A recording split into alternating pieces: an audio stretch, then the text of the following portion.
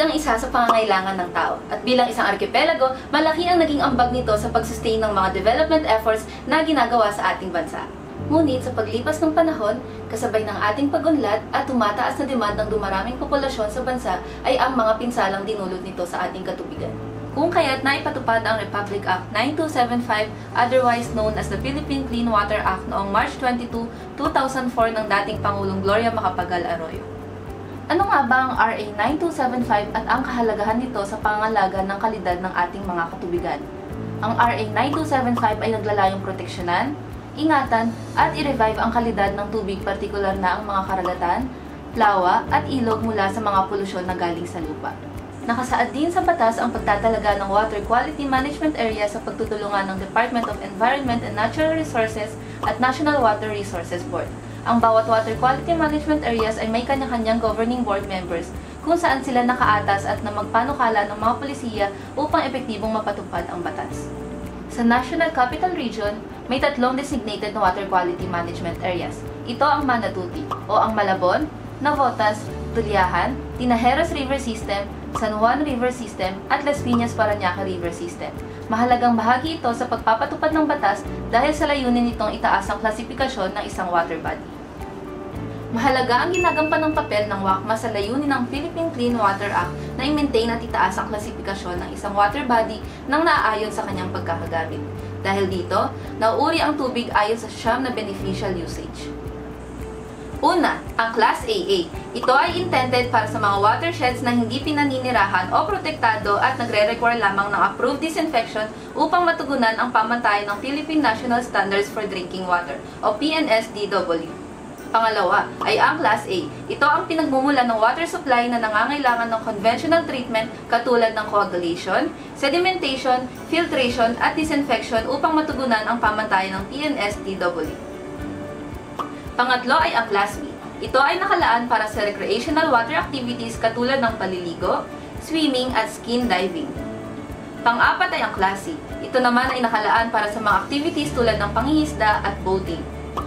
Panglima ay ang Class D, na nakalaan para sa agrikultura, irigasyon at livestock watering.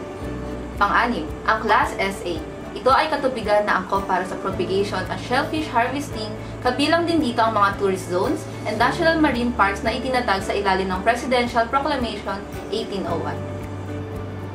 Pang-pito, ang Class SB. Ito ay ang mga katubigang maaaring gamitin ng publiko sa paliligo, skin diving at pagpaparami ng aquatic species. Pang-walo, ang Class SC. Ito ay nakalaan para sa boating activities at mangrove areas na tinaguriang fish and wildlife sanctuaries. At pang-siyam, ang Class SD na tinatawag na navigable waters o gamit sa pagde-deliver ng mga materyales o tao. Sa kasalukuyan, nabibilang ang Manila Bay sa Class SB, kung saan maaari ng paliguan ang natural water body dahil sa malaking pagbawas ng fecal coliform nito. Ngunit, mahigpit pa rin nililimitahan ang kahit anong activity dito upang mas maging ligtas ang gaganaping mga recreational activities. Ilan sa mga ginagawang programa at activity upang mapangalagaan at ma-rehabilitate ang ating mga katubigan ay ang patuloy na pagsasagawa ng mga cleanup drives. Ayon na rin sa Administrative Order No. 16, Series of 2019 or Expediting the Rehabilitation and Restoration of the Coastal and Marine Ecosystem of the Manila Bay and Creating the Manila Bay Task Force, at patuloy na pagpopromote ng Adapt and Estero Water Body Program sa mga pribadong institusyong may malapit na creek o estero. Layunin ng programa na ito na i-engage ang mga komunidad sa pagpapanatili ng kalinisan ng mga water body na malapit sa kanilang lugar. Higpit na ipinagbabawal na gawain sa ilalim ng batas ang pagtatapon, pagpapakawala o nagiging sanhi ng pagdedeposito ng anumang uri ng materyales direkta man o hindi sa mga katubigan o paligid ng kahit anong surface water. Gayon din sa pagpapatangay nito sa pamamagitan ng alon, bagyo o baha, kung saan maaaring makapagdulot ito ng polusyon sa tubig o makahadlang sa natural na daloy ng tubig.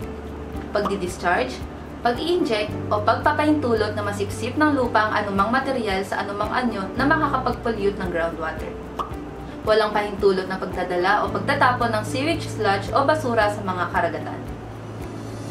Ayon sa rekomendasyon ng Pollution Adjudication Board o PAB, ang sino man na lumabag sa mga pinagbabawal na probisyon ng batas ay magmumulta ng hindi bababa sa 10,000 piso, ngunit hindi tataas sa 200,000 piso sa araw-araw na violation.